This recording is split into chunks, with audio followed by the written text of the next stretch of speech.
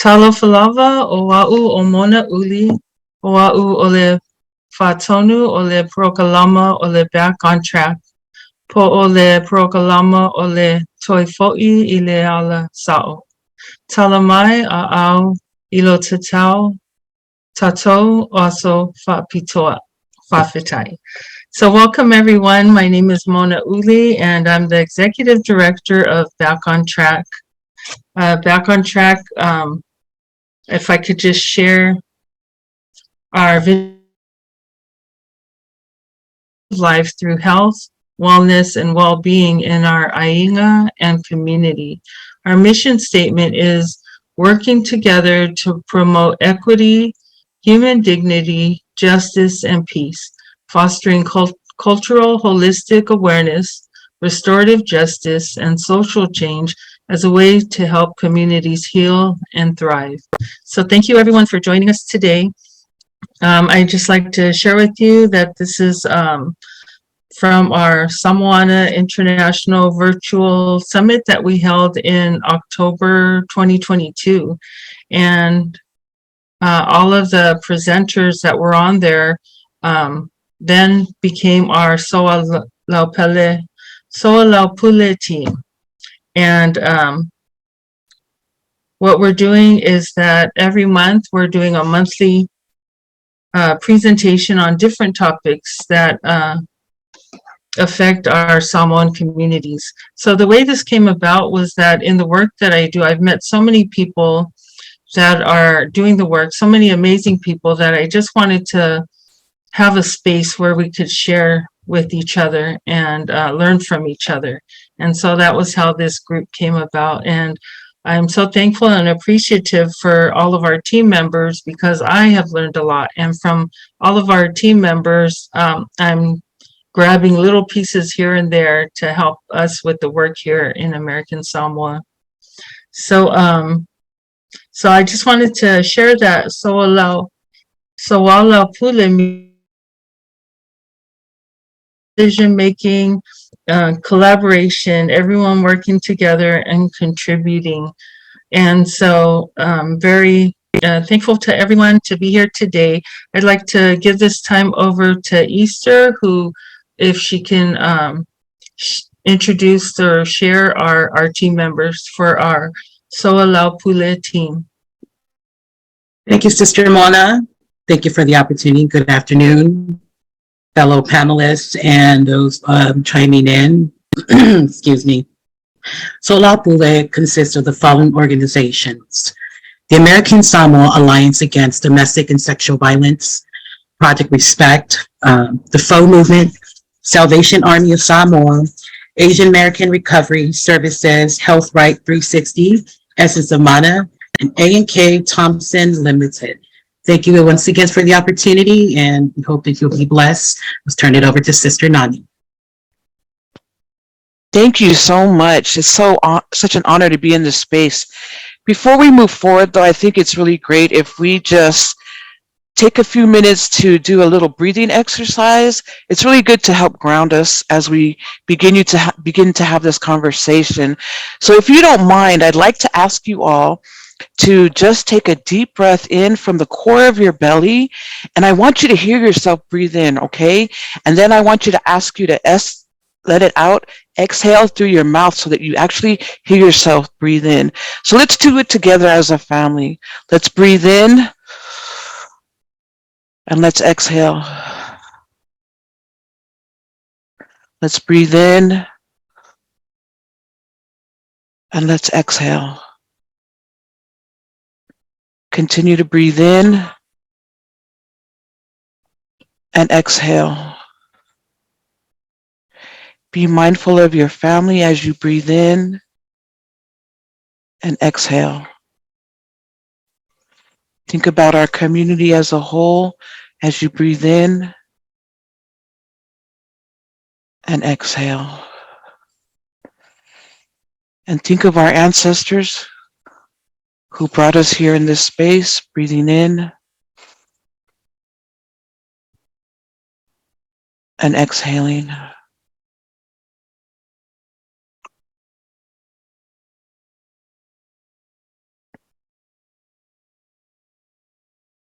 just a little minute or two to group, come together in this space, and just know how important life and breath is. So thank you so much, and I am going to turn it back over to Sister Mona. Thank you, Nani. And I that this will be a 2-hour presentation, and we will be taking in Q&A questions and comments and sharing them at times when we're able to share. And so at this time, I'd like to invite Pastors Eric and Julie Turner, who will offer our loku and our word of encouragement.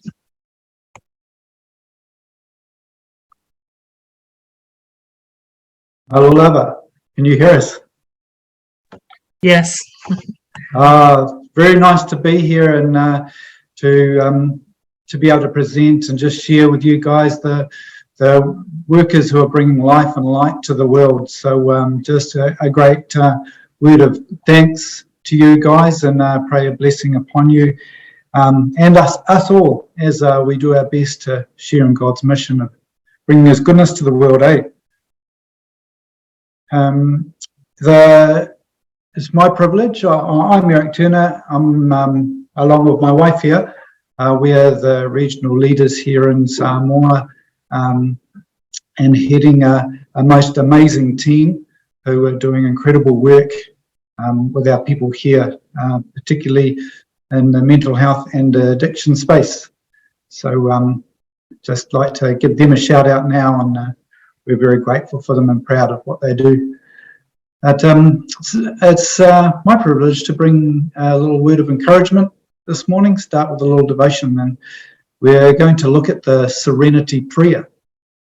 A lot of us will be aware of it. It's up on the screen now, and it says, God, grant us the serenity to accept the things we cannot change, the courage to change the things we can, and the wisdom to know the difference. There's an extended part which we might not be as familiar with, and it says living one day at a time, enjoying one moment at a time, accepting hardship as a pathway to peace, taking as He did the sinful world as it is, not as we'd have it, trusting that He, that is God, will make all things right if we surrender to His will, so that we may be reasonably happy in this life and supremely happy with Him forever in the next. So we're a bit more familiar with the first part, but that second part is something that's been added by an unknown author at some stage, but is attributed to this prayer.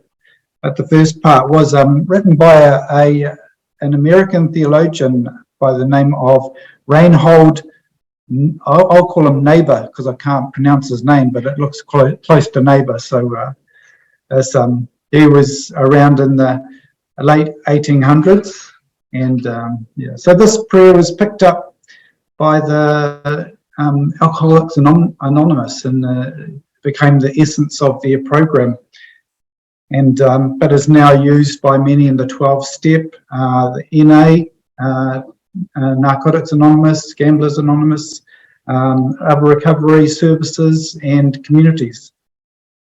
So yeah, so I just thought I'd have a look at this. The essence of the prayer is peace, and so in times of struggle, turmoil, trauma, chaos, we're not to expect unlimited happiness and joy. The Bible doesn't say that. It says rather that we can hope for God's peace. The peace we're talking about is kind of a Hebrew word, shalom. And while shalom most basically translates into peace, it's a very rich word. It's a very deep word. And I did some research on it, and we won't go into the big essays that they wrote, but basically what they summed up is it's kind of a wholeness, a completeness. There's a soundness. It's about health, safety, and prosperity. And it's actually about a completed essence. You know, it's that peace that is ongoing and complete. There's a permanence. So the serenity prayer is not found in the Bible, but it does take the essence of Scripture. So I thought we would walk through the serenity prayer. So, right, thank you. For God to grant me the serenity to accept the things I cannot change. The Apostle Paul, when writing to the Church of Philippi, implies that peace that comes from God.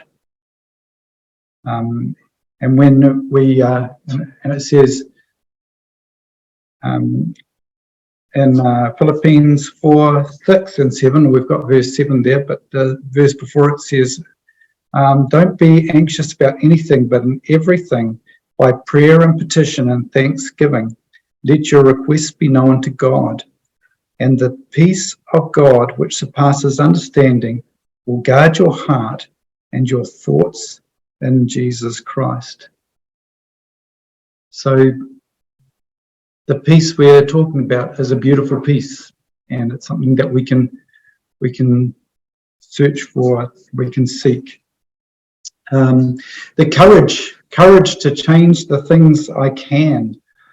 So courage, there's lots of verses about courage in the Bible that I've written in there, kind of like our faith, our trust in God can give us courage. So Proverbs 3, 5 and 6, trust in the Lord with all your heart, lean not on your own understanding, in all your ways submit to him, and he will direct your paths. So and the third part is the wisdom. So we've got the serenity to accept the things we cannot change, the courage to change the things we can, and the wisdom to know the difference. So wisdom here is the ability to use our experiences and knowledge in order to make sensible decisions and judgments. So it's not actually just about knowing things, it's about how we use our knowledge to make the best decisions possible. And James 3:17 says, our spiritual wisdom is from above, is pure, peaceful, gentle, reasonable, full of mercy and good fruits, without partiality and without hypocrisy.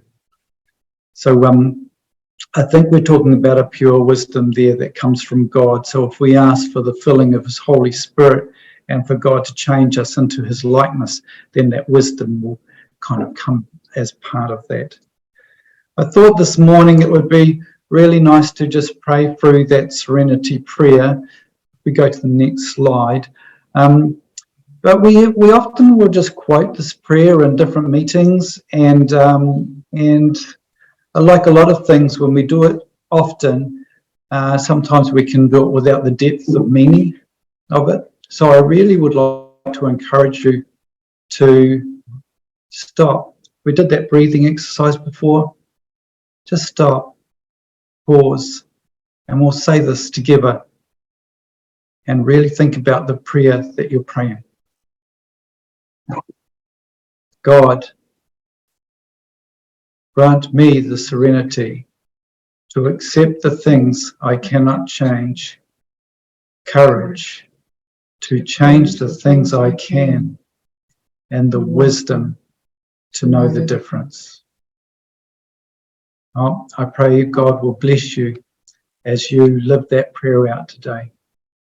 But Mona Uli atua, I'll hand over to my wife. Papatai.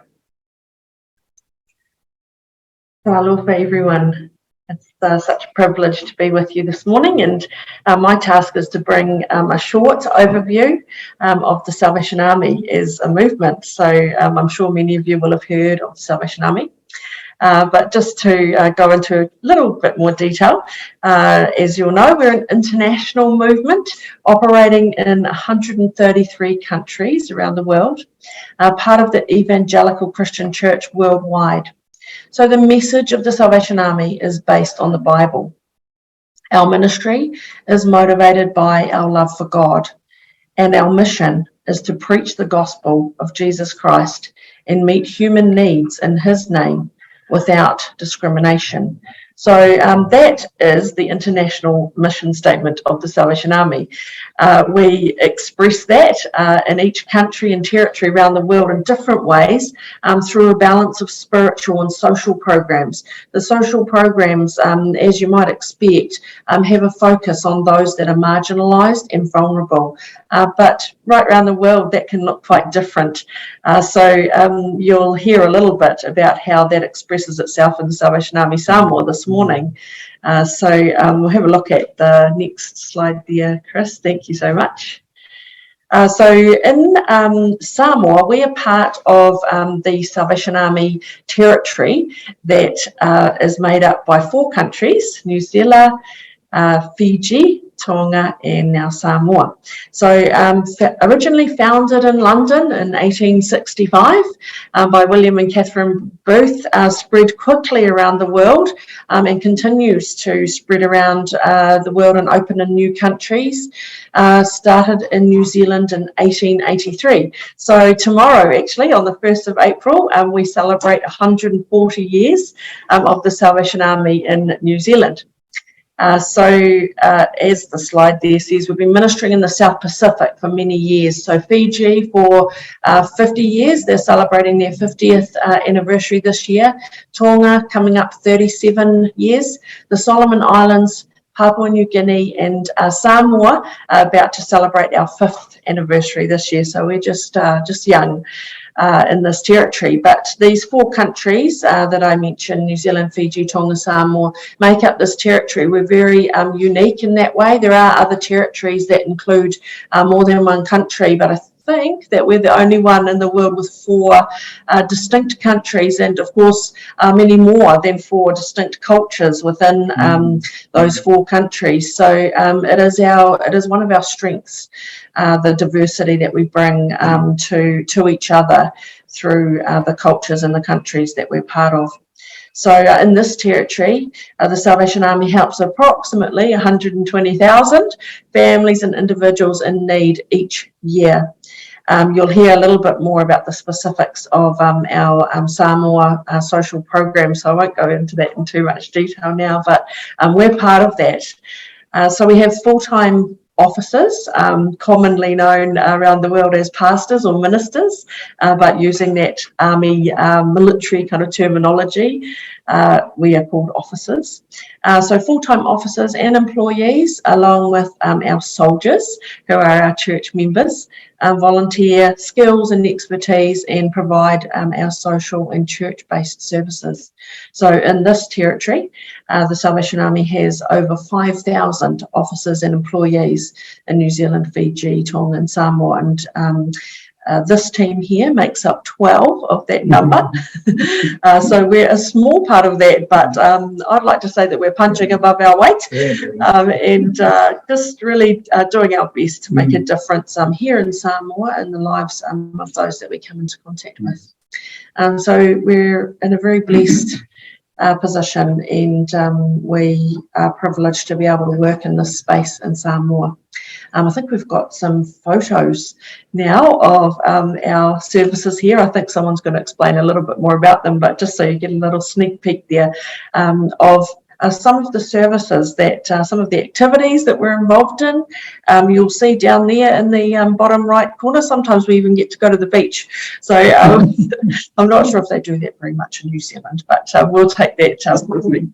So I'm very happy to be with you this morning and to pass over to back to Mona for the introduction of our presenters for this morning's event.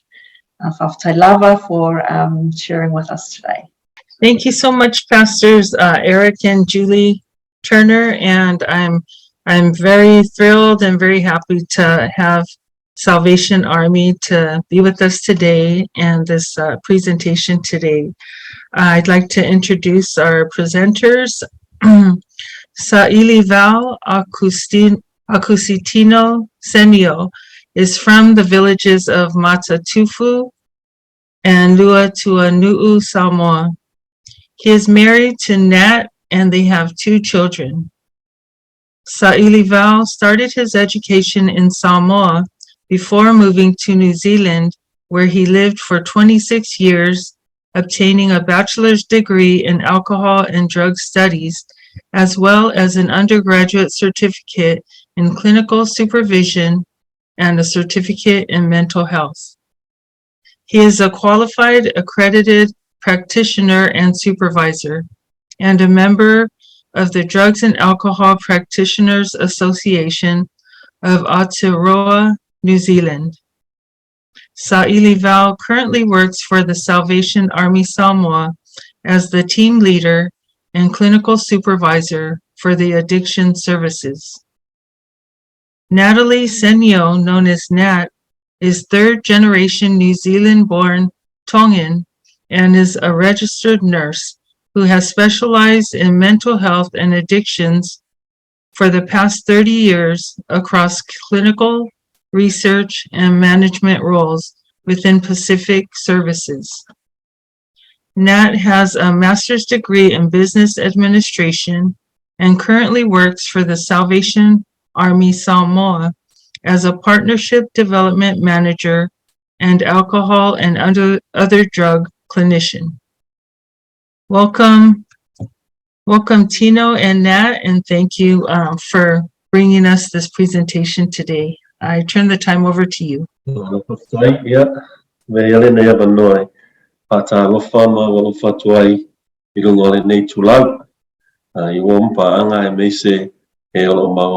Presentation. Ia pole nei fo I forsanga I so se tu la langi. Malole so fo mawa, malole langi ma. Kia ora, kia orana. Pula, vinaka, talofa lava, and malo elevei. Greetings everyone and welcome. It is a great pleasure to be here sharing our space and sharing our mahi with you all today.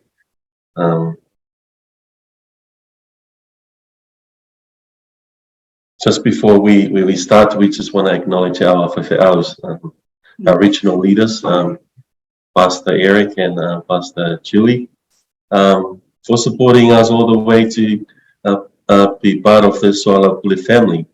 And we would also like to acknowledge Pastor Rod and Jenny Carey, who actually set up the Salvation Army here in Samoa, along with Major Miriam Simanu. And also would like to acknowledge our team here for the hard work and the effort put in for the past 4 years. And also big massive thank you and acknowledgement to the SOALAUPULE panel committee members for actually making this happen. So it's been an amazing journey, and now we're here. Great. Hello everyone, my name is Nat. As Tino has said, it is just so wonderful to be here with you all today. As Tino has said, also acknowledge our leadership team. To come together to be able to create a space where we can share what we know, the resources that we have, how we can support each other, because sometimes in this space it can be a bit lonely, it can be quite difficult, the work can be really challenging. So, we're really grateful for the initiative to bring 4 countries together, utilizing technology, utilizing this online space to be able to share and to, hopefully improve outcomes for the people that we all serve. And the common thing with that, of course, is we all serve Samoan people.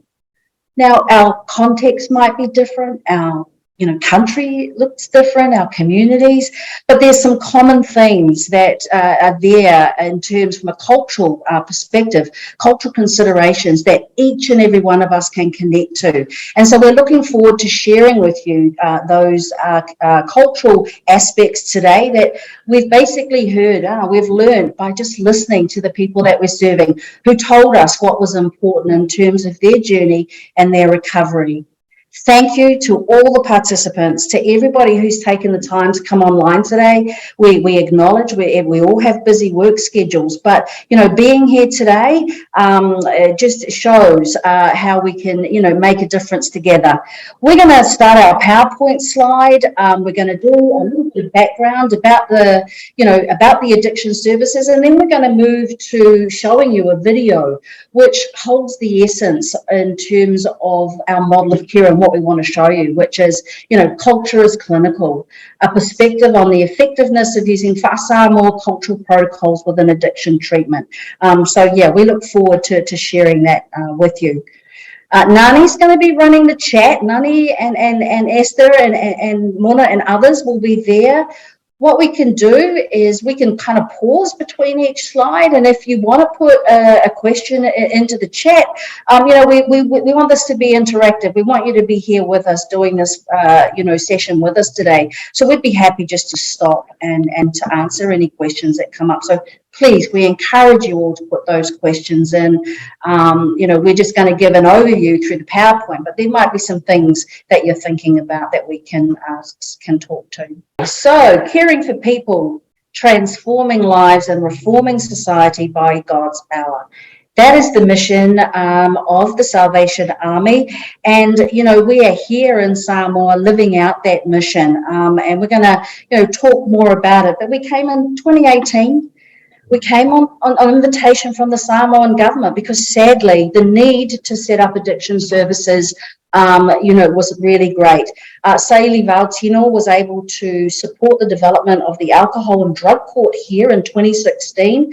And one of the recommendations from the setup of the alcohol and drug court, which, provides that therapeutic pathway for people who have come into trouble with the law, was to say we need a community service. And so the Salvation Army responded to that, and here we are. We very small team to start with. There was just, I think, 5 of us and just 2 in the addiction team, but we couldn't have got here without the Ministry of Foreign Affairs and Trade New Zealand. So we do acknowledge them for their grateful, for the funding that allows us to do the work that we do here.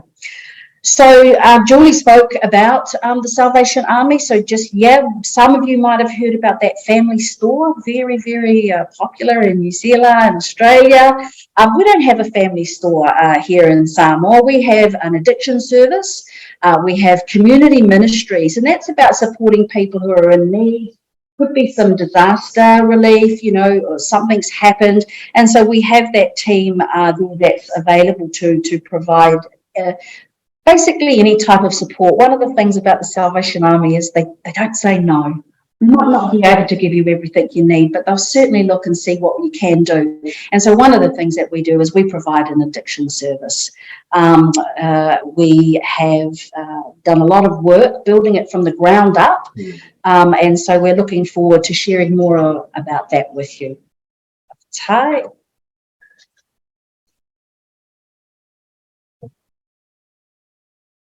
So this is what we do, and we're an addiction service. We're the only service provider here in Samoa. Well, the only known service provider here in Samoa for alcohol and drug support.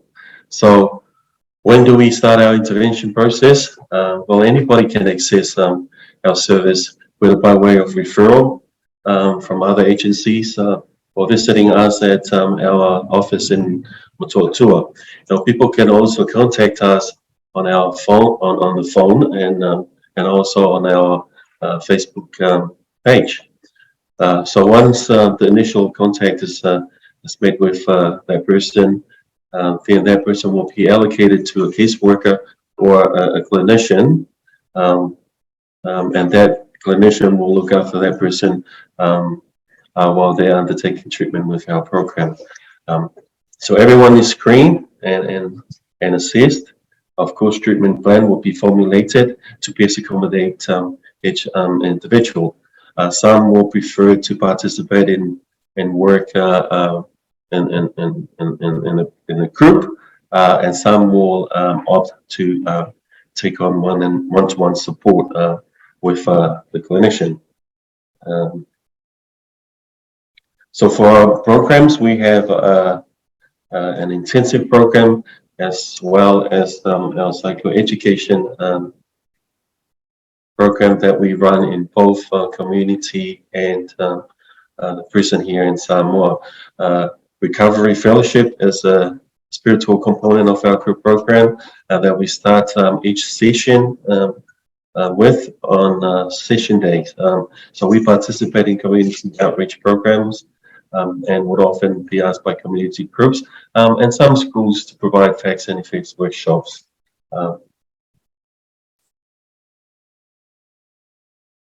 We're just having a little technical difficulty here up on the screen.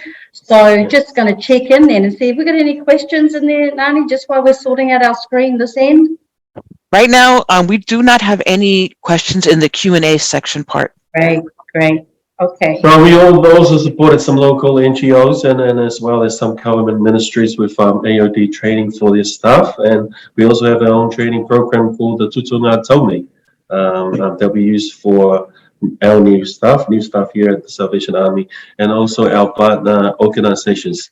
We're often asked to be part of consultations with other agencies and ministries when it comes to matters concerning AOD.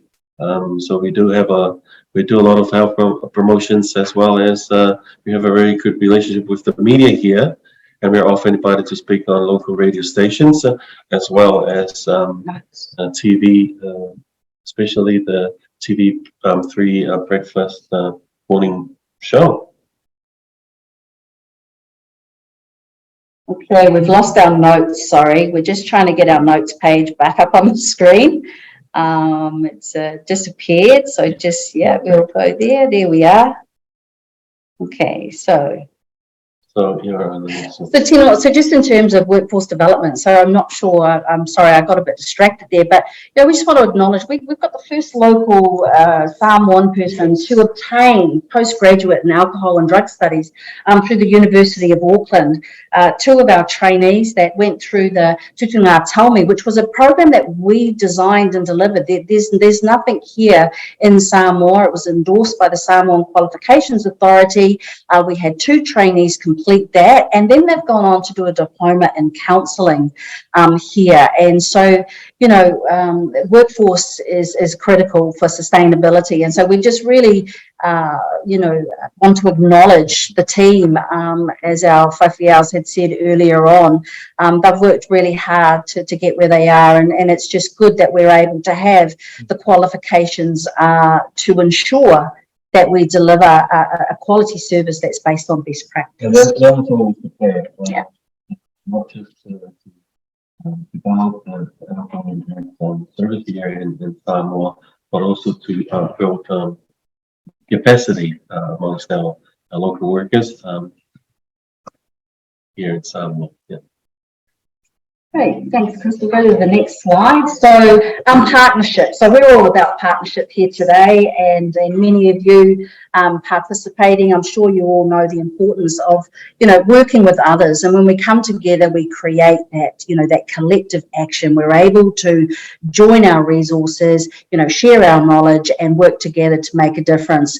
One of the critical, key partners, that we have here is Goshen Trust, and that is our mental health community respite rehabilitation service.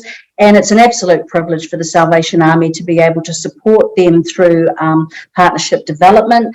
We've done a lot of work. We've had a lot of fun. We've worked hard. We've been raising awareness, particularly around, stigma and discrimination in regard to mental health and addictions.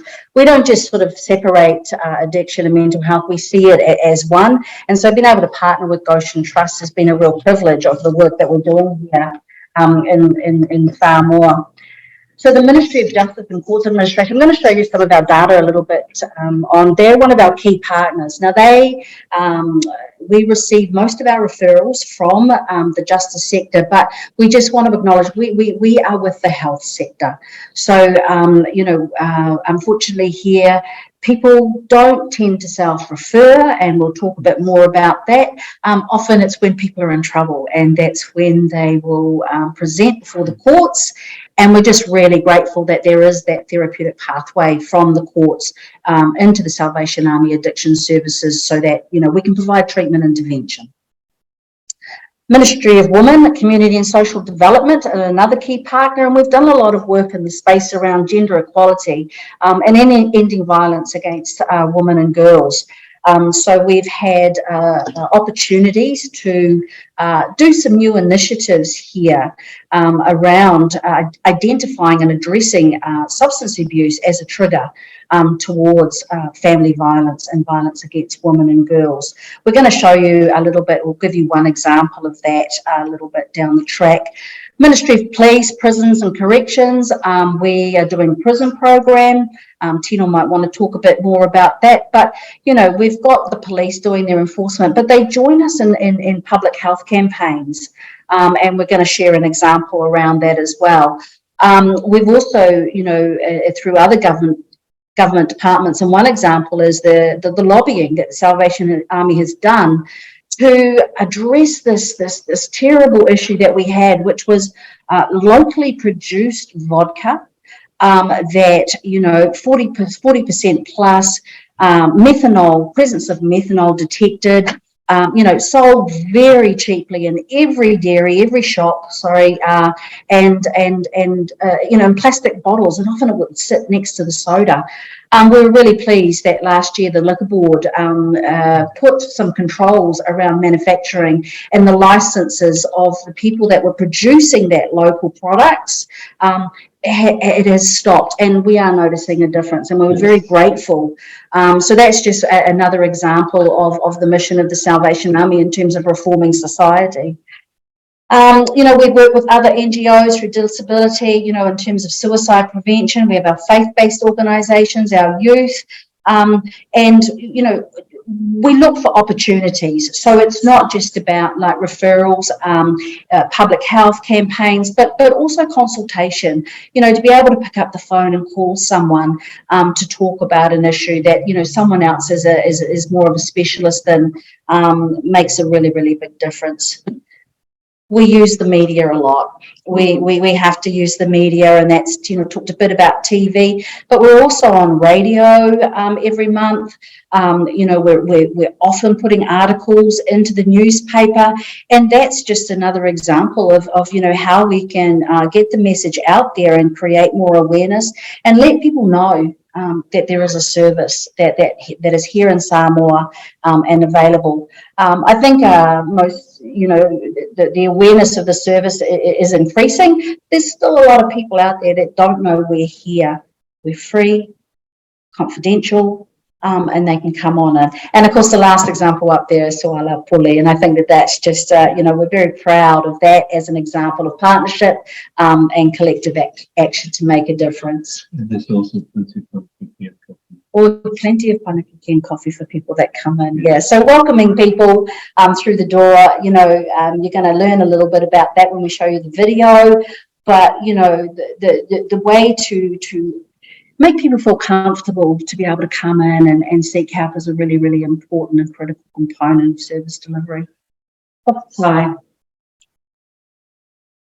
This is the example that we wanted to share. So this is Tananga Manono. And what we did was, through the Ministry of Women, Community and Social Development, we tried something new. So some of you will be familiar with community organising. A good example is Rosa Parks, how one woman, refused to give up her seat to a white male and started the civil rights movement in America. Community organising is based around people coming together who will have shared values. They'll have shared challenges that they're facing, and that they'll find a way to use the resources that they have to create change and make a difference. This type of methodology, it's not about money. It's about people, it's about time, it's about creating a space to bring people together who then can go on to recruit others to join their campaign. And that's what the village of Tanungama did. We had a 2-day workshop. We taught them some leadership practices, which you can see there on the screen. And then they decided, what they wanted to do. It wasn't for us to say, oh, you've got to do this, this, and this. They decided what their campaign would look like and what would work best for their village. And they did some amazing things. They had a kilikiti tournament. They brought the whole village together.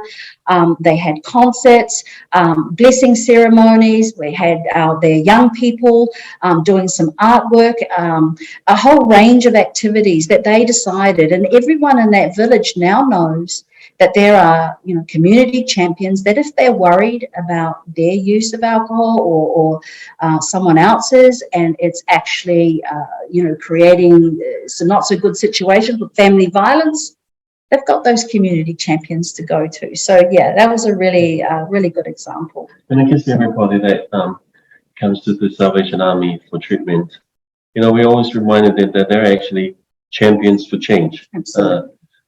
Because it's not just for them, but it's also for the kids. It's about breaking that cycle. They've been functioning in that dysfunction, for generations. So if they could start a new positive cycle for them and their families, then I think we could say we're very happy with what we've achieved here in Samoa. We've had over 1,600 people come through our service. About 96% are male, and 30% of those people had some, committed violence while under the influence of a substance. And that's a concern. So, the National Public Inquiry in Samoa identified that substance abuse or alcohol abuse was a trigger towards family violence. And as you can see there, 87% of those female respondents that experienced some form of violence within their home.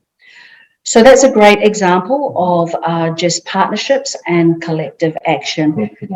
So we're going to go to the next slide, but Nani, just checking in. Any questions? Anything we need to respond to at this point? Not yet. No questions yet. Aye. Thank you. So I guess as a young Pacific clinician back in New Zealand some years ago, last century, you're always reminded about, your mātuas, about the importance of holistic approach when we're working with our people to assist them with recovery. For any client, you must start with getting to know the client first, and then know the family and understanding, the person's culture. So those basic principles have helped us a lot with our work here in Samoa. So, as we say here in Samoa, if it's we didn't come here thinking we know it all, but we have asked and consulted with others about how we better serve our people here in Samoa, as well as what we did in New Zealand. So I guess our campaign, the Don't Drink, the Stop Drink Driving campaign, was a good example of this collective action, because we have the police and us, and then we didn't know, we thought we were alone in this until we approached a couple of local businesses, and they were happy to help us and make our work easy. So for your information, every year over the past 4 years, driving under the influence of alcohol and other related other alcohol and drugs related traffic offenses is always the highest is always high and the highest for us. So to note, last year we've asked the Ministry of Police up to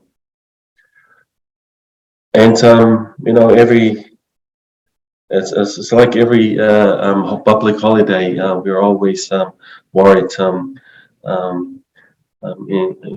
thinking about who will probably get injured, who will probably died, and how many car accidents and traffic accident that will happen over that period. We can actually say after our campaign last year, as you can see on the slide there with the sign and the smashed car under the billboard, we can actually say that there was a huge decline in the number of traffic offences, and that was put out by the police earlier this year in January, when they said that the traffic incidents or the traffic offences was at all-time low, and so we can claim that as another success of having using the collective approach, or having everybody involved in this. And we always say that alcohol and drugs addictions and all the issues that come with addictions is everybody's business. So we didn't have any research to tell us what type of campaign might be best, and so we thought what we did was a bit risky. It's a reality. You've got the vehicle there, and of course the billboard that says, drink, drunk, drive, dead. We weren't sure how that was going to go, but what the feedback we've received is it created a lot of talanoa. It created a lot of conversation. A lot of people started talking about it. So, while it was a little bit graphic, we think that it has had the effect that we hoped it would have, that it actually started conversations for people. Seems to be here that, people say, oh, well, my dad always drove, after drinking. There wasn't a lot of awareness around, the serious consequences of drinking and driving. If we go out to Goa and out into the village, it was just commonplace that you, after drinking, if you needed to go somewhere, get in your car and drive. And I think you can put signs and billboards on the side of the road, and people probably still do it. But having the smash car right under it, I think that's us taking it to another level, which actually made people think about the danger of driving under the influence of alcohol. The deadly weapon. Yeah. Okay, so if we're ready, we can go to the next slide. Yes, the chat is now open as well for anyone who has questions or comments or wants to check in and let us know where they're checking in from. Thank you so much. Sorry, Nani. Thank you.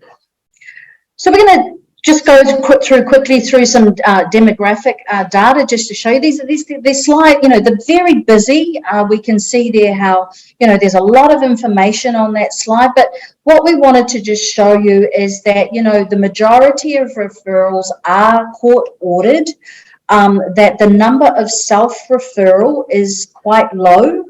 I think we have 4.4% currently of self-referrals. And that's a key focus that we've been working on and trying to increase the number of self-referrals, and they are increasing. The number is increasing each year as people, there's more awareness created. People know that a service is here, but the majority, as you can see, are court ordered. And then the next number is, the highest percentage is for our prison program. So do you want to talk a bit about the prison program, Tino? Well, we run about between 4 and 5 what do you call it, programs, rounds in prison, and so every time we run a program, there's at least 25.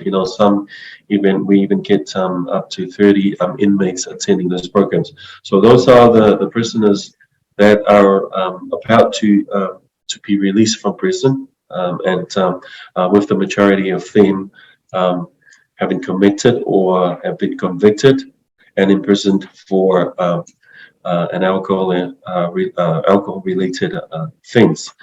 So we run our psychoeducation program in prison, and that's it's the same as we run out here in our office. When they complete, they are graduated with a certificate of completion, and then await release from prison. Some of them will come out and we engage with our service, with our program that we run out here in the community.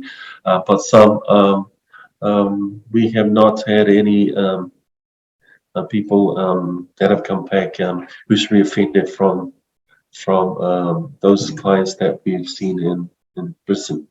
So that's really good. Yeah, it's prevention, it's early intervention, and it's giving people an opportunity to prepare for their reintegration back into society. They're given the opportunity for some treatment. It's the first time they would have been, given that opportunity for treatment intervention. And so we also, when we can, we will provide a more intensive program for parolees. Who are being released from prison, but we've been in the prison for a couple of years now. Yes. Yeah. And I think that's a big thing for us is people that who come to the program being their first time ever attending an AOD program. So I can say probably 98 of the people that have come to us would say that this is their first time in an alcohol and drugs program. And they wish they had this before they've offended. Yeah. Right. So just looking at the next slide, if that's okay, Nani, if we can go to that. So this is just showing you again our majority of referrals or people that access our service are male. Very, very small number there for our female. We've got some thoughts around that, in terms of males are often the perpetrators. We know that our women are using substances and that they're drinking, but it's done in a different way. And they're often, the victims of, domestic situations where alcohol or other substances are involved. But culturally, there's different drinking behaviours here for male and female. So males, it's kind of more open, more acceptable. Our woman, not so much. And so we think that has something to do with these numbers. We're just, looking at how we can enter into the female prison. We haven't been able to go there yet, but also wanting to make sure that we can provide equal services for our female prison population also. And I think with this one, yes, 97% of the referrals are men, with 2.9% being women. It's not that our women are not using substances, but I think it's the risk-taking behavior that our men, especially our young men, that they engage in when they're under the influence. And sometimes, when there's a domestic incident, so both the man and the woman, they were both drinking, but it's always the man that ended up being arrested and then processed through court, and then ended up with us. So we wonder what happens to the woman, even though the woman is the victim, but she was also under the influence and was probably also drinking as much as the partner. So urban, the other thing that we've noticed with our referrals, especially amongst our female clients, is urban versus rural. So I can say that pretty much all the females that have attended our program for support are from town and areas near town, and I guess that's because of the whaleanga nu'u back in the villages are still strong, and that has actually been a protective factor amongst our women population within those traditional villages, and where the council is very strict on alcohol and other substances. Okay, we'll go to the next slide. Yeah. Very much the same pattern every year. There's always a competition between the green part and the what's that color? The lighter, yeah, the brown. So the age groups, this age groups 20 to 29 and 30 to 39. There's always a competition for who tops the referral count every year, and these are the people that presented with problematic use of alcohol, mainly binge drinking and moderate dependence on alcohol, with some cannabis and other substances. So see the pattern here, and then the other age group will be a little lower than those two. So the majority of those that are referred here are between those are within those age caps. So what we see is a typical presentation. We've got our young men out there drinking to get drunk. Yeah. The binge drinking pattern. They won't sit there and have a couple. They will drink until they're fully intoxicated, and then there's an incident. Yeah. Then there's a problem. That is always, and we've picked that up, and that's just like the attitude, the mentality amongst our people and our young men that are drinking. Alcohol is to get drunk and drink the whole lot. And where does that behavior come from? So we actually say it's learned behaviors from the people before them, and now they're actually living it. And I've experienced that with our people that have moved over from Samoa to New Zealand as well.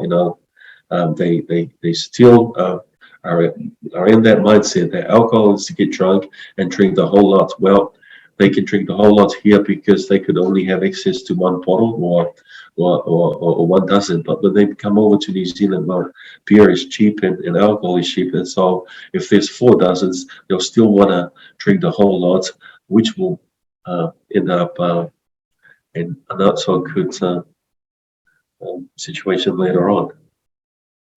So that's the age range there. So we can move to the next slide, if that's okay, Nani. So once again, a very, very, very busy slide, but what we wanted to show you here, excuse us for the high number of unknown. So we weren't originally recording the criminal charges when we first started. We introduced recording this in 2020 because we were having people ask us, but also we weren't able to get the data from the police and other, or the ministry. So that's the reason for the high unknown. It was just included in our data set from before we started this domain. But the DUI, there it is, really, really high number. So DUI, driving under the influence of alcohol. And when you combine all of those other violence related charges, so even, use of insulting words, you will be charged in court for that. Right through to assaults and serious bodily or actual bodily harm, having a weapon, and one of the big weapons here is a rock. So they get that picture in your mind again. We've got our young men, they're sharing their alcohol. They're getting drunk, that an argument or a disagreement starts. Look around, there's a rock on the ground, pick it up, and that's the weapon that is used. So when you combine the assault or violence-related charges together, it's our second highest and really high criminal charge. Okay, so we'll go to our next slide. So these slides we're bringing up because we're coming to the good stuff, folks. So we are going to get to sharing around, culture as clinical with you very shortly. We just wanted to create a picture, give you the context, let you sort of get an understanding of of what we're doing here and the people that we're seeing. So this here is just around the income source, and so it was relevant to the model of care in regards to culture as clinical. So we can see that, you know, collective culture, a lot of people will come together, live together. Majority of people here, you know, they are working. So those that are on no income are lower, but when we look at those that are employed, you know, that includes fishing, you know, we're working on the plantation, and other areas, not necessarily in paid employment as such, but, you know, on the land and the sea, and then selling their produce on is recorded as well.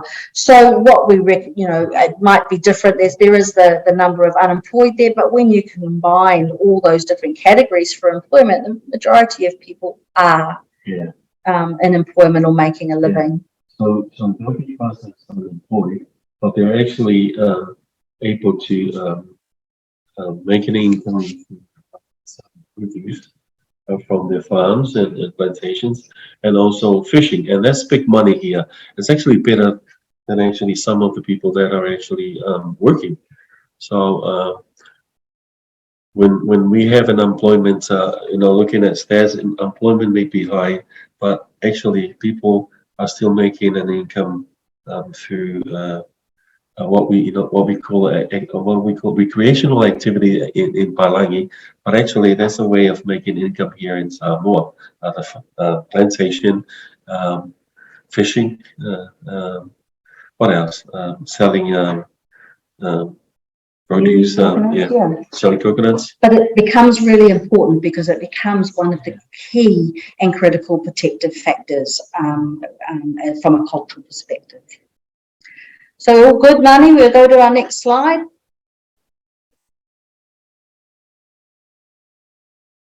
Oops, Nani? No, we're good. We're good. We're good. Oh, We're good. Okay, so we'll go to our next slide. A terrible slide I had. Well, yep, we're going to our next slide. Very busy, and we make apologies for that. But look, don't get bogged down by what the picture looks like. What's really important here that we want to share is it's around Tino, the high number of referrals from people without traditional village structure. Yes. So it's always high amongst the town areas, the villages within the town area. And I guess well, we always say that this is because these villages don't have the cultural settings, the cultural structures that the rural villages have. And so yes, they do have some kind of structure, with the whaiwheau being the main leader amongst those communities, but they don't actually have the support of the matais and the village council. Not like a traditional village where everybody knows their parts and everybody plays their part in keeping that community safe. So that's something that we learned and informed the model of care, because time and time again we were seeing the numbers were really high from those within villages that didn't have a traditional structure, and in terms of the Makai, the village councils, all of those things that go on to becoming quite important protective factors for people. So the next slide, and we're not here to sort of mock or point finger or judge as to, you know, which church or religion has the highest, but once again, this is a really important and critical factor in terms of what's important for people within their recovery. Here, everybody in some way is connected to a church, to a religion. And that's quite important as we share the model of care. So yeah, we just wanted to show you there that it's, you know, it doesn't discriminate across the different churches, but everyone is, I mean, a small number there did choose for unknown, but they've chosen not to identify, but the majority of people here are part of a church community. And I guess this is one big thing that we've noticed with our people, because you know, when we came here, we thought that everybody will be hard out going to church and an active member of the church, but some of our clients haven't been to church for years. Well, they've been disconnected. And that was a big surprise for us because, you know, coming from New Zealand, if that was someone from New Zealand telling me, you know, I could understand. But when we got here, these are Samoans living in Samoans telling us that they haven't been in church. So they, you know, and this is what they say: "Oh, I stay home and play my part as the covenant in the family, and that is cooking for those who are going to church. So they're going to church to pray for me." Well, they're actually staying home and smoking and drinking and cooking. So I don't know what that tonai will taste like, but you know, they somehow ended up in trouble. You know, and some of them are arrested on Sundays. So while, you know, we said that everyone is connected to a church, they might be what we, Tino has just talked about, temporarily disconnected from that, but it does become an important protective factor. Okay, so we'll go to our next slide. Hello. So this is just an overview and a breakdown of our crew program that we run, our psycho-ed crew program that we run. So this is a 7-week program, while our intensive program that we've designed is a 16-week program. So we start with the facts and effects, and then we add a bit of CPT in there on the second session, then the wheel of change, as well as a new addition to the program, which is gender equality with violence against women, children, and girls. So that's the new, and that is a very big thing for us, is when we introduce that topic to the program, knowing that a lot of the people that come to the program, you know, most of them will come because of other alcohol-related issues. But then, when we go through that session, a lot of them will then disclose what happens within their families. You know, some of them are victims of abuse. Some of them are actual perpetrators. They're not. They haven't been caught. They haven't been reported. But then this is a good time for them to reflect on how are they doing within their families, and what you know, are they actually demonstrating their roles as and their trophies as fathers and as brothers, as grandparents, as grandpas. So big eye opener for our guys.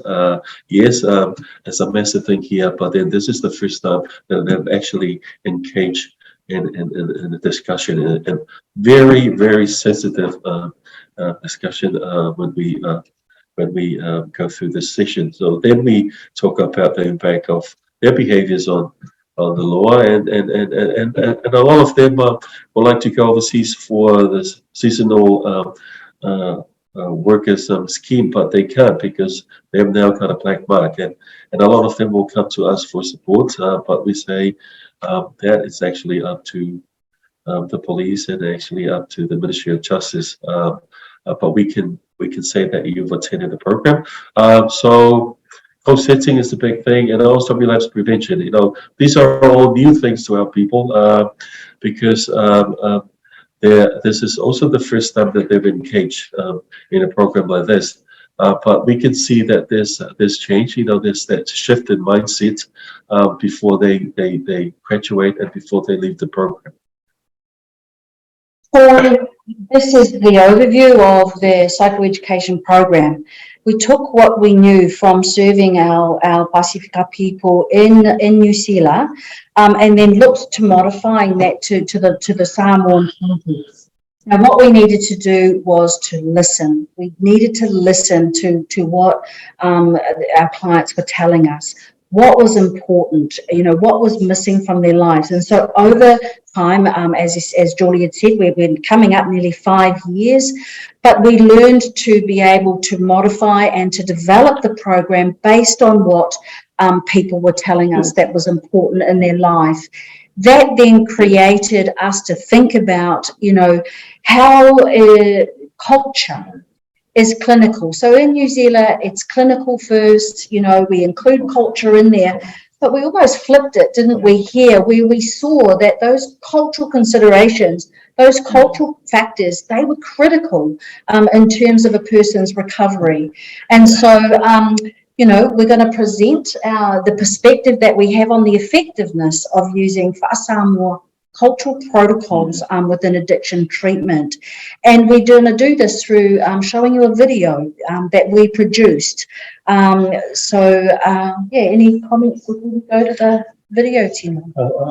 I also think it's being able to identify point of difference. Because when we were working in New Zealand, we were working with New Zealand-born Pacific. And then we have Pacific-born Pacific that have come over and were raised over in New Zealand. But here, pretty much everybody is island-born and raised. And so there's a big difference there. You know, we can say, oh, a Samoan is a Samoan, but not really. You know, there's a big difference between a Samoan born and raised in New Zealand, a Samoan born in Samoa, raised in New Zealand, and here in Samoa when you're born and raised here. So we've identified that, and so everything that we've designed over the past 4 years is based on that. And based on what was common across all of those different generational groups as well. So that's why, yes, they might have been raised in a different country away from homeland, but in terms of culture, there were some critical key elements that nearly everybody was telling us. And so that's what we're going to present to you right now through our video. So Chris is going to bring that up for us. So before you move on to the video, just a quick question in regards to the programming. I know in recovery, we often suggest that you do not stay in the environment that you used, right? We want to try to encourage to leave that environment. And that must be really challenging often when you are on an island and you don't really have an extended place to leave or go to. Is there any kind of thoughts that you work with your participants around something like that? Well, we're aware of that, but I think it's with our people, as they had to go back to where you know, it all started, because what we believe and what we know, they're disconnected, you know, from the 3 A's that we're just about to see. And I guess, you know, if you ask, so what's your aftercare process? Well, you know, We wouldn't encourage someone to actually leave the environment. We would be looking at actually the opposite of that. yes. And how do we reconnect that person fully back into that environment? Of course, safety is always critical. You know, risk factors, risk assessment is there. And if it was, you know, we would look to support the person. Being in a collective culture, you've always got an auntie and uncle down the road. There's always a connection there. You know, family within the village setting. Sadly, some of those people who do present before the village councils, they are, you know, for a substance abuse related offence, they're actually banned. They're actually asked to leave, and they will actually go to another village, to another relative for a period of time, undergo treatment, and then the village council will review welcoming them back home. You know, which is actually not that process there. You know, when they send someone to another village, they've actually physically disconnected that person from the family, the church, the village. And then they become some other village problem because the behavior won't change. Actually, it'll probably get worse. So I guess we'll watch this video and see what you guys think about our aftercare process here in Samoa. Yeah.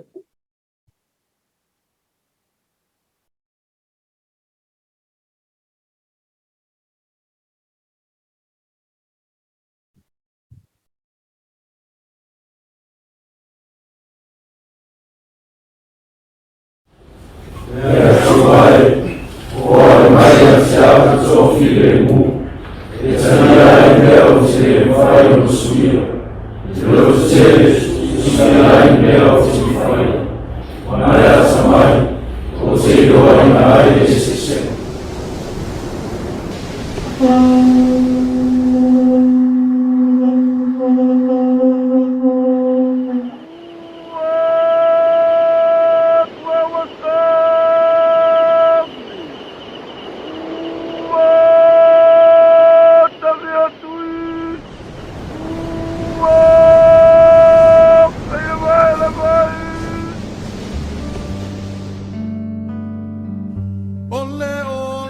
O Samoa, o le atunu ua umona tofi. E le o se atunu Taniola. Our tofi is our sense of belonging to our atua, our ainga, and our anganuu. It is also our sense of identity, and one must have these three domains balanced to live in harmony with the land, sky, and the ocean.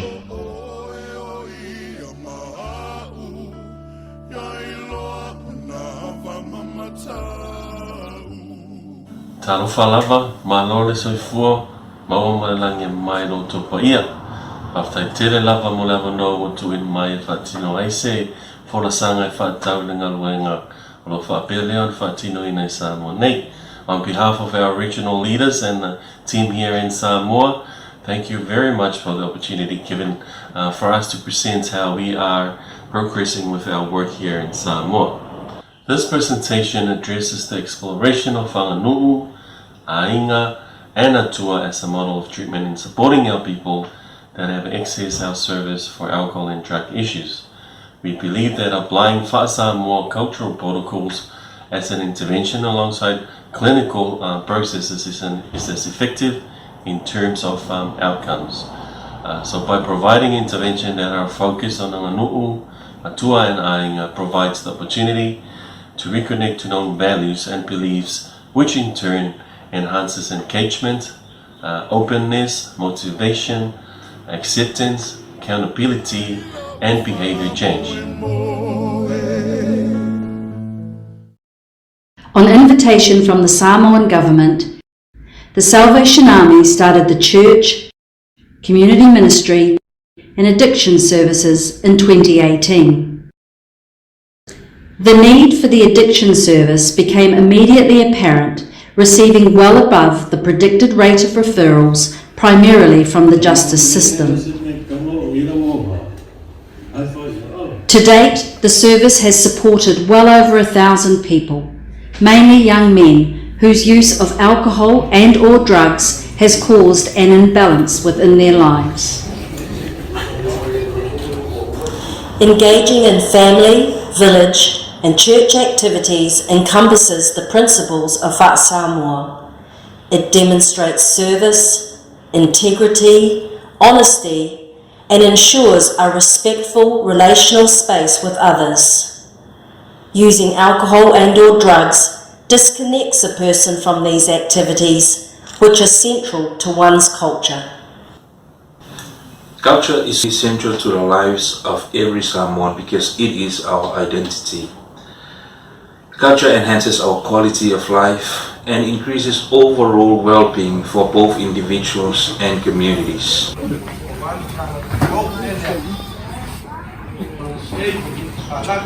Through our culture, we develop a sense of belonging where the physical, spiritual, and cognitive growth of an individual is shaped.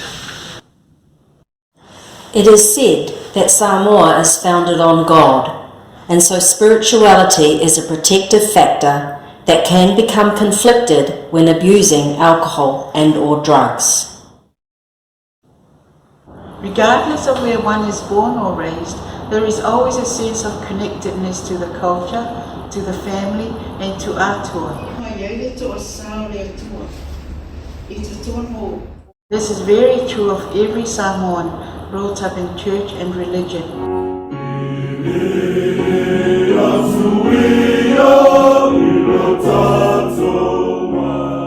The respect and honor they give God as one of the utmost high one can ever think or imagine. Samoans take priority of their involvement in any church activity and everything they do.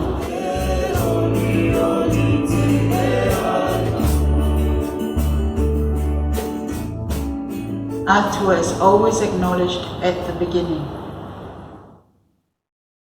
Using alcohol and or drugs costs money and time, which is often at the detriment of a person's family.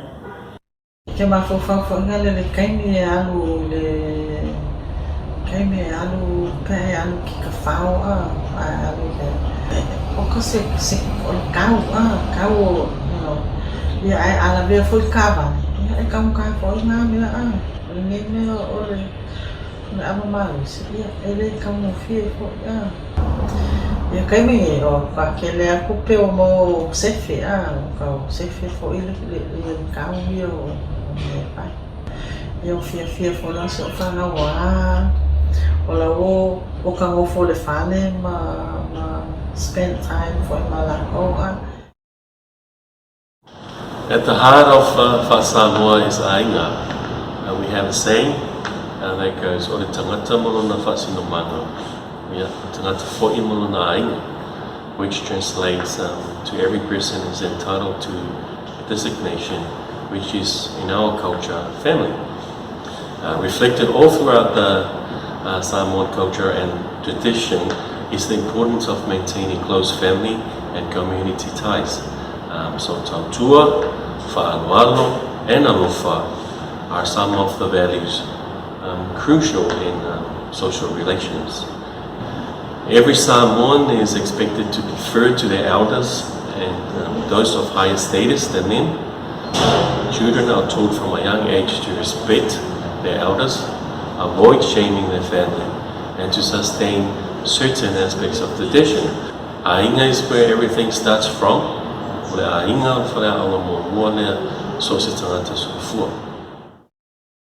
The clinical treatment interventions primarily utilize psychoeducation, motivational interviewing, and cognitive behavioral therapy, all of which are embedded within the principles of FOU Samoa to support engagement and behavior change.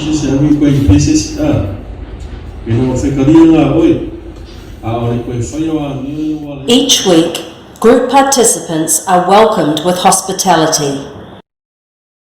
As a cultural process, this demonstrates respect that is reciprocated with openness, engagement, and appreciation of the opportunity to reconnect this value within their own lives.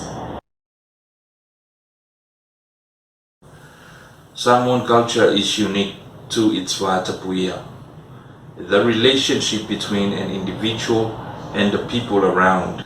This watapuia or relationship was seen as the most influential part of Samoan culture, which is often ruined when people are under the influence of drugs and alcohol. So at the Salvation Army Samoa, the alcohol and drugs program that we provide is another way for our clients, reminding themselves that they have responsibilities in their families and the community. Wa mafai ai ona o iloa ma wawinaia i le tūlanga e tau ona o ola o whatinoina, tau ona o tai ai o langa awa wina, awa vea o mataitai au manga o matunu. O le tofi tautua, or the serving responsibility, the commitment to serve our elders, our ainga. The Salvation Army Samoa in its alcohol and drugs program is another playing field in cultural learning, especially reinstating people back to the community. Cultural protocols are as effective as clinical processes when combined as a therapeutic approach. When group participants graduate, they share their testimony, which time and again tells the story of reigniting what is culturally within but was temporarily lost to addiction.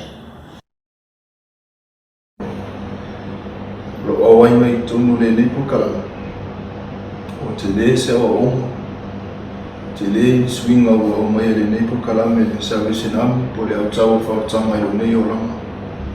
Wao se tamai titi whaalonga taha i o nei a ino. Ko uma whautonga le lei a tea. Te le mea le ana sa whai i o nei o langa. Alo o mai i le Salvation Army. Se wala aunga lea i o nei tangata i le li. Se avanoa lea o toi au mai e le i o ni tangata. Ua toi e whawhango i o ni tangata, i tele mo le anoa i o lea o whangaloina i o ni tangata. Tālo e lava i le awa marosi. Ele mawangoa i o. Na ka hou ko mai i o makong i o langa. O whangaku mea ki makong i o langa sin. Coming here made me realize that I already lost myself. I lost myself when I distanced myself from God. I lost myself when I didn't obey my parents, my family, and everyone who gave me advice. I finally realized that I should get close to God again. What was the Mount?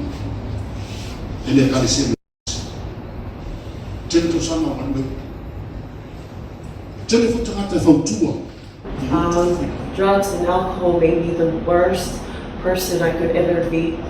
Then 3 months ago, I searched for help and everything changes. Starting on the very first day I set foot here in the Salvation Army, I'm so grateful that I received love and support from the Salvation Army.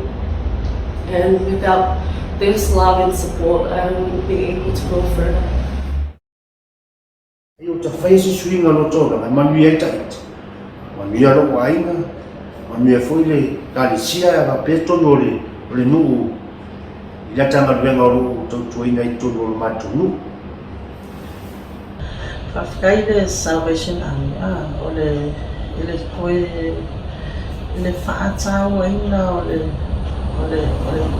ai e to e koe whamanaku no to e kapu e ia o langa o kanaka uma e o mai. So everyone knows what their role is within the Ainga, the family, the Nu'u, the village, the Ecclesia, the church. However, priorities change, attitudes change, and with the addictions, most tend to start drifting away from the norms. Taulanga whaleanganga is neglected, the tawā male ainga is disturbed, and the tautua to the family, church and village is no longer an important aspect of life. Alcohol and drugs becomes the fatu, fatusinga. So cultural taboos are preached. Rock bottom is often the turning point for some. I guess for most, change is not the motivation behind coming to the program, but the fear of consequences. So our role is to interweave these three domains, ainga, nu'u, atua, in the process of to support self-reflection to motivate change. So as mentioned earlier, we pick up on the deficiencies within these three aspects of life during the assessments. And it does appear that some have been using alcohol and drugs to manage these issues without knowing. It is not until the opportunity to resurrect anganu'u, atua, ainga, alongside the addiction and associated behaviours that balance is returned and positive change becomes a natural outcome. In essence, it becomes treatment that is known from within, a sense of belonging that was temporarily lost and is once again reignited.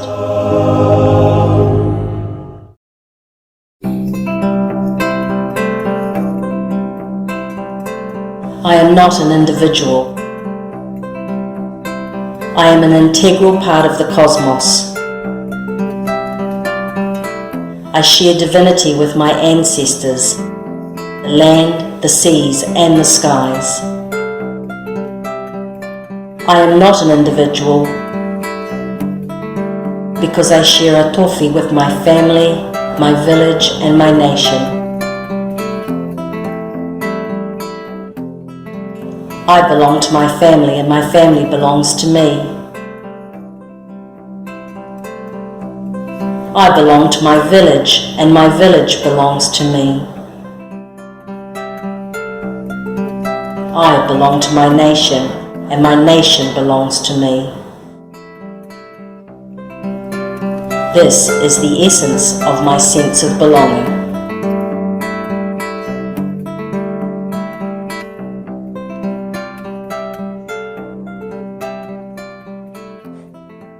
Talofa. I'm Captain Eric Turner. And I'm Captain Julie Turner, and together we are the regional leaders of the Salvation Army in Samoa. The Salvation Army's mission statement in this part of the world is caring for people, alofa I tangata. Transforming lives, whaaliliuina o langa. Reforming society, suia le lalolangi.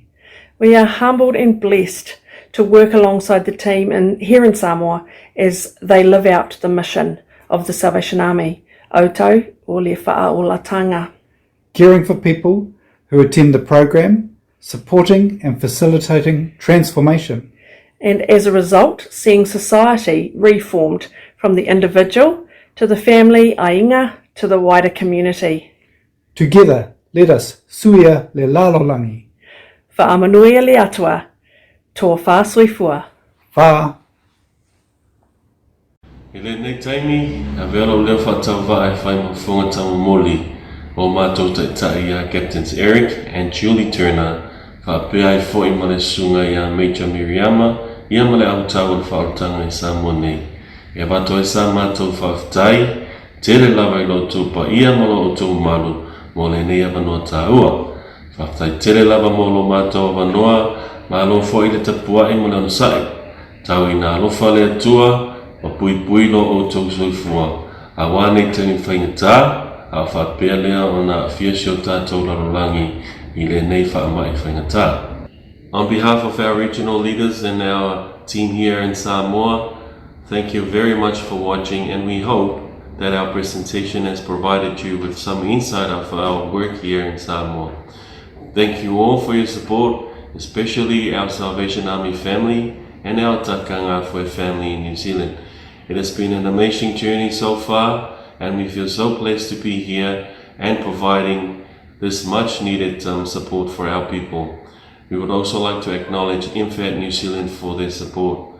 Last but not least, Pastor Rod and Pastor Jenny Carey, we wouldn't be here without your vision, your love for our people, and your faith in us. Jehovah ilo tātou wā, soifua mai manuia. Tautua nama o e Whautua ngā umaia E moho mia loto e whoi mai ma le tau sawhia E moho mia loto e whoi mai ma le tau sawhia.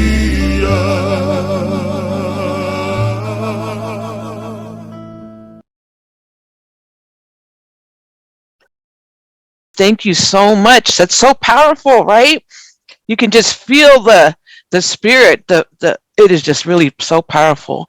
Thank you so much for that beautiful video for our people, by our people. That's what we're talking about, and that's why these spaces are so important. We do have a couple of questions, and I am going to turn it over to Sister Esther, who is going to ask one of the first questions we have. Well, I dropped it in there, but the question is, since your program is specifically Samoan catered, do you think something like that would be accessible, or for the communities out here in the States, targeting working with NHPI communities. I mean, since a lot of the people that we do work out with are Samoans, and I see the work that you guys do, and just because it's in the islands, you know, we're still Samoans out here too in the States, and those are some of the things that the young man or men, you know, I grew up seeing my father going through, you know, going through the AA classes, going through just, you know, DUI, court related. And then I think a lot of the barriers that he dealt with was Samoan English, translating, you know, what was being told to him in English, and, you know, and with his limited English. And I seen him struggle throughout the years. And like you said, like, it isn't an individual, it affects everybody in the family. So he struggled, so did we. We struggled along with him. And I was trying not to cry, you know, because it's so relevant, it's so raw, it's so real. And you know, no matter how we try to brush it under the rug, that it doesn't affect us out here, you know, but it does. So that's it. Thank you so much. And, you know, we just acknowledge you and your family and the journey that we all go on, and we go on it together.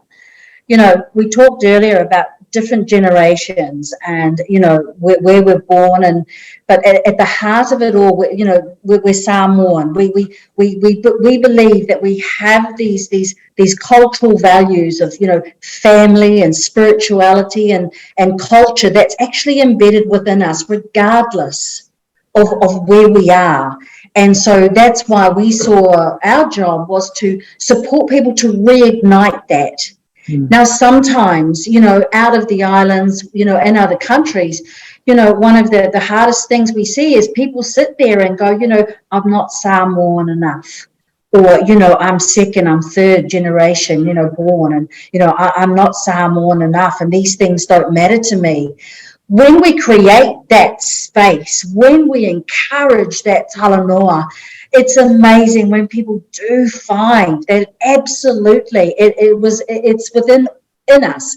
You know, we can't take away or hide our genealogy. And once we know who we are, we know where we come from, and we know those three critical values that are important in terms of Fa'a Samoa, we are able to then to hold on, to embrace, and to connect to those three really important values, which then help people to get into a place of making change, of doing something different in their lives.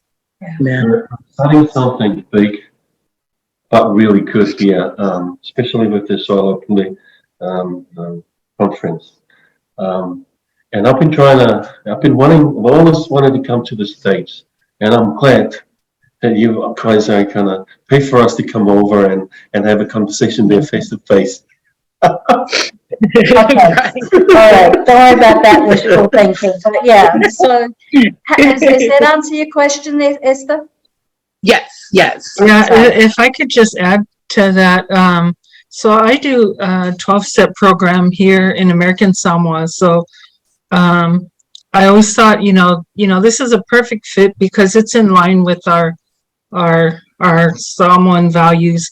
And but watching today, I see that the piece that is missing is the culture piece, inserting the culture and, you know, the values that we as Samoans have, because the group, when I lead our groups, there is a disconnection where, you know, it's to them, it's just head knowledge.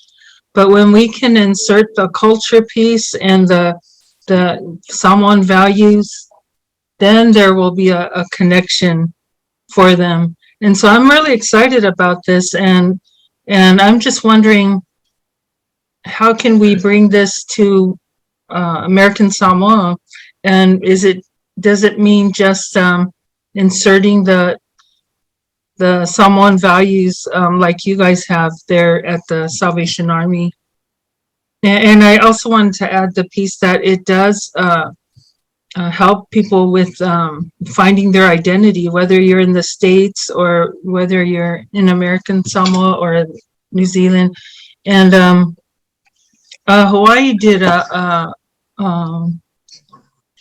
a documentary with inmates where they sent them to Hawaiian inmates that they sent to Arizona, and they did the same thing where they incorporated culture, and many of them said that it was through that program that they found their identity and who they are as Hawaiians and so on. So I see the same thing here. So great job, Salvation Army Samoa. This is great, and it's powerful. I'm so glad, and I'm so excited for this. Thank you. Thank you. Thank you so much, Sis Mona. And we also have a few questions from Brother Bell as well. Brother? Yeah, so the video shoot made me want to just go ahead and pay my ticket to come over there and join in the fellowship. You know, that was some pretty powerful stuff. I mean, just to see you guys you know, save some souls out there, you know, our own folks, you know, and the culture in the mix, like what Mona was saying, it's just beautiful work, man. And I appreciate what you guys do out there. And I just want to share that about a few weeks ago, right, I have a niece, her husband's in treatment. And so they had family night at the treatment. So she called me up and said, "Hey, Uncle, can you come and support?" So I went, and it was the Salvation Army treatment. And so I'm sitting there, and you guys are like faith-based, right? So I'm sitting there, and there's like 100 men that came from the county jail and prison, and they're there, and they got family there. And I was just like really emotional that day because, you know, when I see these brothers, I see me in these brothers. You know, I know what you know, how it feels to sit in these chairs and being broken. And that's the same thing I've seen what you guys were doing. And you know, it's just some powerful work. I wish a KT could have stayed on longer. My brother that does the recovery, because I definitely know that we can mix. You know, we can definitely put some of that stuff that you guys do out there in the recovery we do out here. You know, I think that culture means a lot. You know, one of the things that Mona was talking about, when I was in prison, we was in Solano, we was able to do our Sivas, and we was able to invite some people from the right there in Sacramento. We was in Solano, and that meant a lot to us because there was probably about 30 Samoans there, and Hawaiians and Fijians, and we got together and we was able to do our dances. You know, we be practicing on the yard, you know, and all the other Meulis, the Palangis, the Mexicans, they was all looking at us like, man, you know, the Usos was just doing the Aka, and you know, it was like, it was real powerful. You know, it was like, man, they wish they had something like that, you know. And but we also came together at that space that we created, that the prison allowed us to create because of the Hawaiian, Native Hawaiian law that falls under that.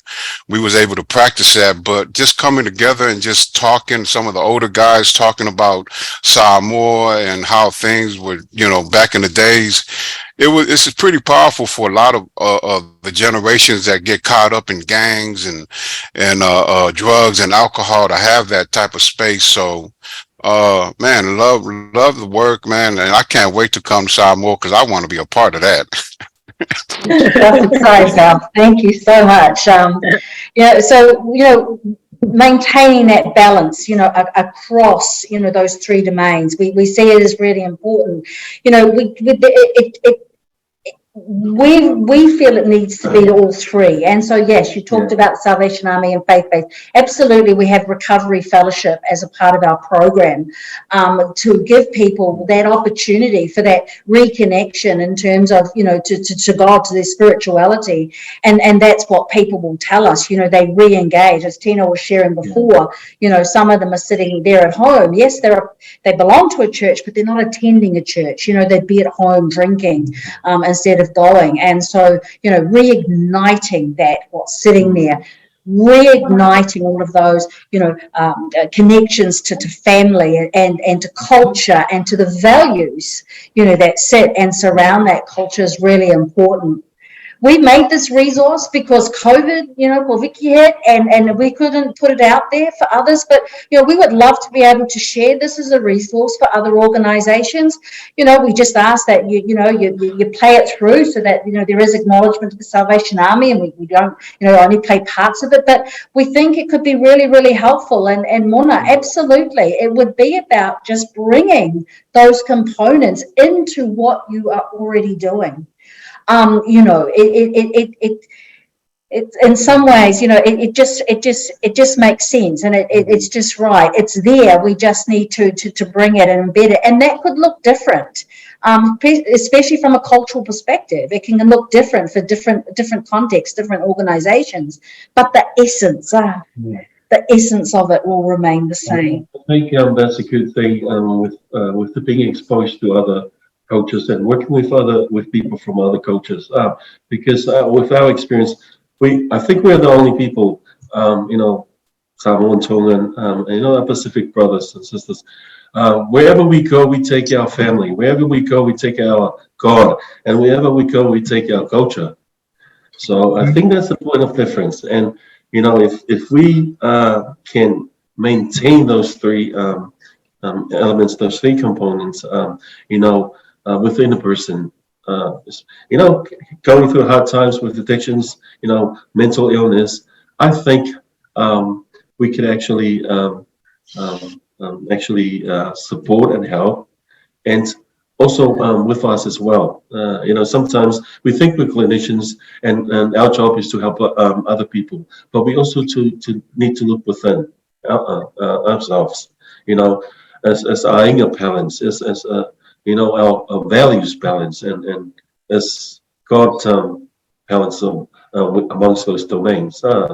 So yes, what can work for us, we can also apply that to people that we serve.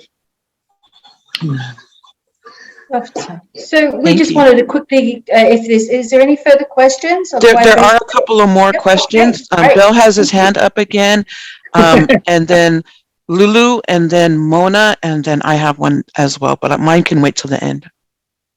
Yeah, so I got a two-part question, right? The first one is the video. Is there any way that you guys share that video, or?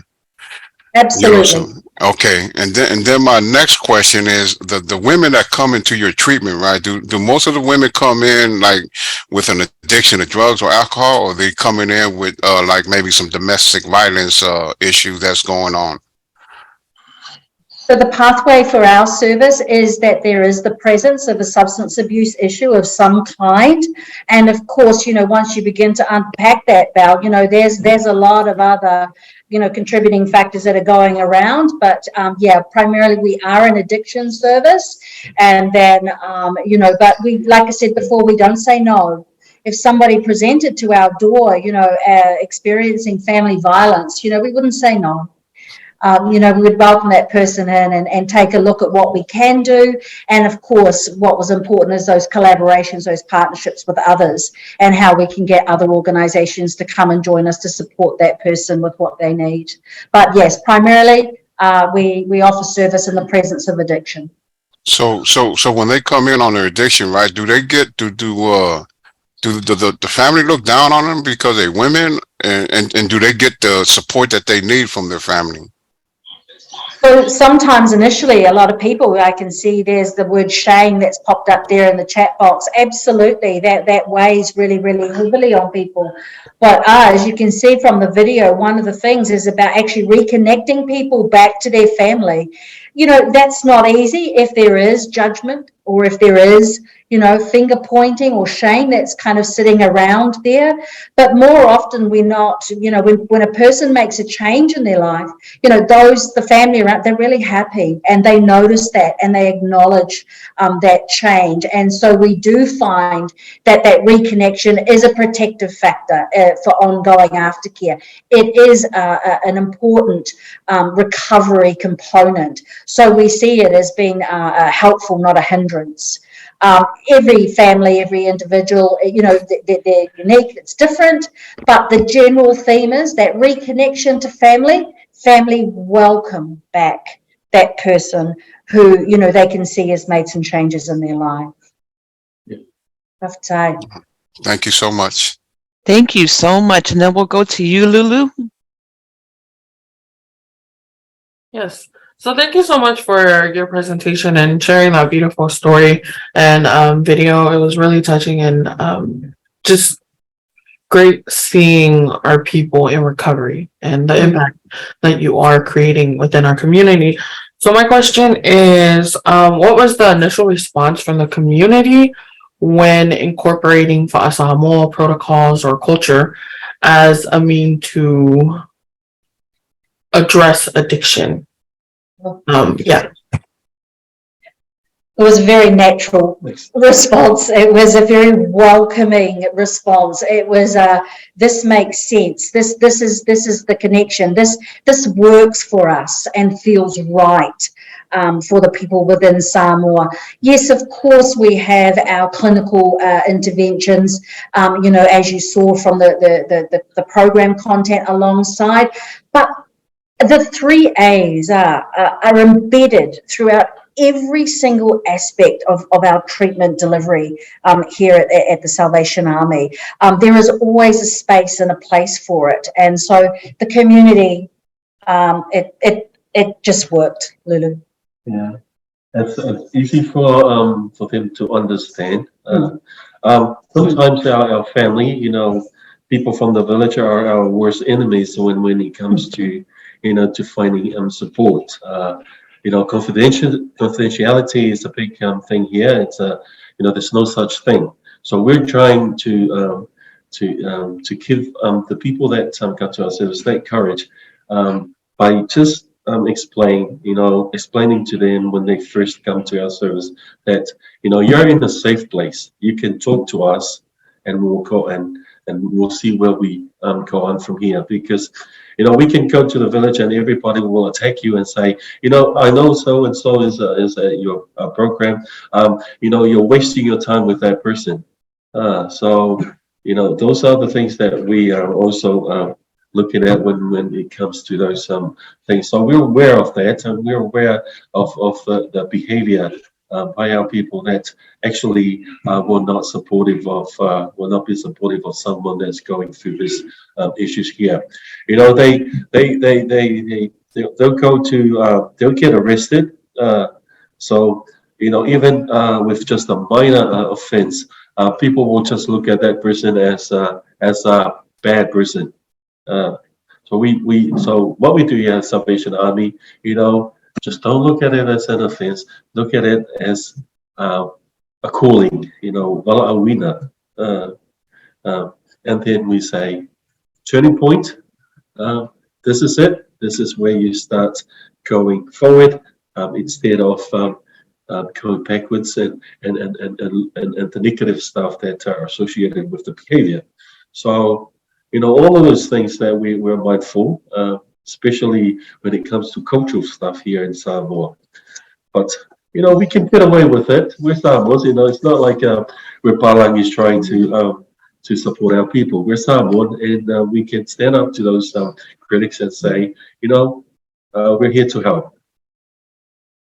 So we're just mindful of time there. We're just going to quickly show some outcome data, just very quickly. Just you know, it's important. We give everybody a phone call in 6 weeks after, you know, they complete the program, just to do a check-in and to see how people are and what's going on for them. This is just some of the things. Hopefully you can see that people told us. A big, you know, 99% told us that they achieved their goal that they had set, whether that was abstinence or harm reduction. And they were at the 6-week mark when we checked in, they were still maintaining that goal. 98% identified that their relationship with their ainga, with their family farmer, had improved. They were attending church, engaging in church activities, reconnecting and engaging in village activities. And as you can see, many people felt that they had what they need in order to continue and to continue well within their recovery, and they didn't need any further support from us, because that support in terms of the, you know, anganu'u, atua and inga was there in their everyday lives, where they live, where they work, and that was what was going to be their aftercare. They didn't need us. And I think one of the biggest contributing factor here for people that are using alcohol and drugs is the lack of work, lack of it's no employment. So part of our weekly session is co-sitting. So there was one young man that actually attended that session, and I spoke about having to, imagine if you plant 3 bananas a day, and imagine what will that look like in a month. Okay, so that was 6 months ago. About 3 weeks ago, he came in to actually get a report for something that he wanted to do. And then he showed me and one of my colleagues videos of his plantation, and went on for miles. And if he sell produce from that, he's going to be making thousands. Where before he was actually working for one of the ministries and wasn't even making that much money, and probably spent all this money drinking. And I guess that was a really good outcome for us as a service provider, is not just supporting them with their recovery, but actually teaching them tools and skills to how to keep themselves busy and make themselves useful with stuff like that. So now he's got one of the biggest plantations in the village. That was 6 months ago, and he'll be making thousands. And what's important is maintaining the changes that he'd made, and that he was, connecting with the land, connecting with his culture, connecting back into the village and people. We're just going to quickly look at our next slide, which is, just coming up for the last one. Just in summary, just to summarize there. So, what we see is that maintaining that balance across those 3 domains was really important. That embedding those 3 domains into every aspect of your service delivery helps people to reconnect to known values and beliefs, things that are sitting there within them. So language, prayer, relationships, central to every part of the engagement that we have with people. And in return, so reciprocity is a very important value for people, not just Samoan people, but people of the Pacific. And so, when we show and welcome people in that way that doesn't judge and invites people to come, and, we create some connection and commonalities.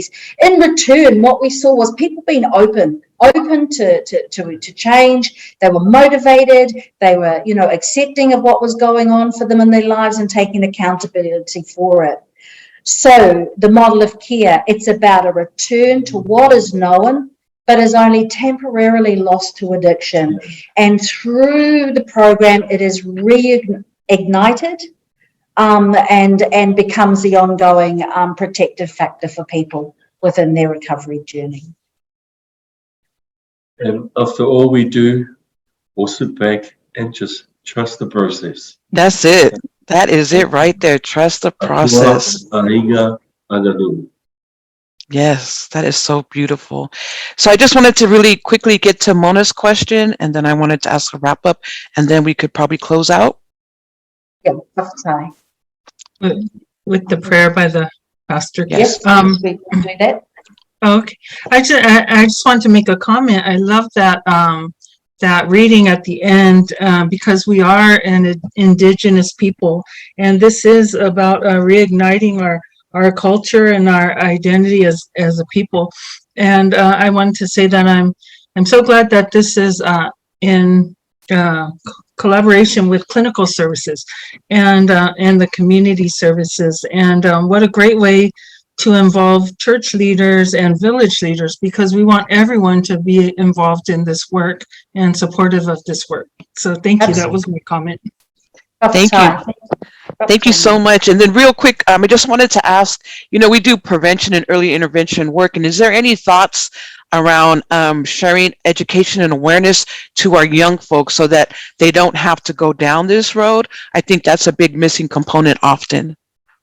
Absolutely. So we do a lot of outreach work. We go out to the colleges as well. The youth, the church youth groups, out in the villages is another important place for us to connect. And what's critical is that our young people get, correct and accurate information. And that's something that's really important. And often we see the stunned looks on people's faces where they hear things for the first time and they're like, oh, okay. Didn't know that. That's not what my friend told me. So absolutely, outreach work going out into the places where our young people are is really important. We've recently, developed a partner, that is working with our young people, and so they're inviting us along to all of their events, so that we can provide that addictions, specialty support and advice for them. But they're the ones that are doing the work with our young people. We're just providing that addiction information. It's about targeting the next market. Yes, exactly. Right. Thank you so much. And, please, family who are joining us, take a picture of this slide with this great information. And before we just close out, we want to turn it back to Tino, who is going to go ahead with our closeout. Just before he does that and invites our next whaiwhiao to come, just on our last series, we had Iseta from New Zealand. She put in the chat about a great place called Lava. They have amazing resources and they're ethnic specific as well. And they have resources that are there for mental health and addiction that are actually in Samoan language as well as English. But they also have some great stuff online for young people who might be going through difficult times or struggling. There's this great space that they can connect through online. So once again, that is Lava. That's our Pacific workforce mental health and addiction within Aotearoa, New Zealand. Encourage everybody to actually just go check out their webpage. You can sign up for their newsletter. Amazing resources. Awhitai lava.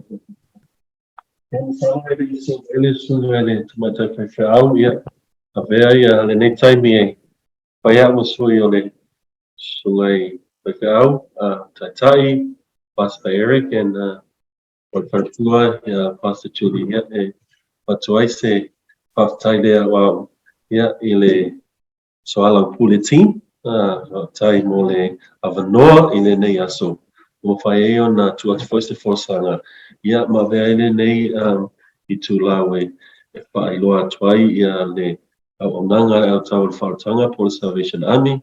Meise o ngalwenga fo yolo fa peo na fatinoina I Samoa nei. So we just before Pastor FOU finishes off with prayer, we just want to thank you, SOALAUPULE team. Thank you, Nani. Thank you, Mona. Thank you, Pal. Thank you, everybody, for having us online live today. So you've heard about our mahi, our work here in Samoa, and we hope that we've shared good information to help others who are currently helping our people all over the world. So for Telemon to Noah, God bless. For now, I'll hand it over to Pastor FOU, the word of prayer to close us off. Thank you for Taylor. Yeah, from alo, Tele Atulava, it's a mine, Fayesta to Talo. The matter Tamara or Ilangi. E pa ia lava lo suafa. Mato te whaaftaitele mo lo walofa tu noa mo I mato uma ili ne yasu. Ai maise o lo whaatasi ma mafuta mai I yaso uma o lo mato wola.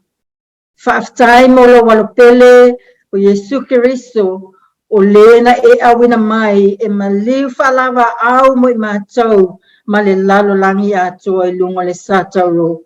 Wa mangalo ai a matoa nga sala, mawai le fatuotua ma le ola fafawina, matau te ngalulue ma au auna tuai I lawa fio le atua tau taspa ia. Mātou te le atu I lawa fio ia li lingi mai au whaamanianga mo I mātou malawa e ala lea I lau suafa pele Yesu Kiriso lo mātou wali ma lo mātou whaola. Our Father in heaven who art, our dear Lord Jesus, our Father in heaven who art in heaven, hallowed be thy name. We thank you for your grace upon us all and all that you have done for us through Jesus, our Lord and Savior. We ask, dear Lord, for your blessing upon us all as we continue to do your work and serve you for the extension of your kingdom here on earth as it is in heaven. May you bless us, lead us, and guide us through and by the power of the Holy Spirit. And we pray these things in Jesus' name. Amen. And may the grace of the Lord Jesus Christ and the love of God and the fellowship of the Holy Spirit be with you all. Amen. Amen. Amen. Thank you. Thank you. Falau. Thank you. Yeah, that's us, folks. Thank you for today. Thank you so much. And happy Easter. Yes. Happy Easter. Thank you everyone for today. Thank you Salvation Army Samoa for the wonderful presentation and information. Also, I just want to recognize Ryan. Thank you, Ryan, for your technical support. Thank you, Nani. Thank you everyone for being here today.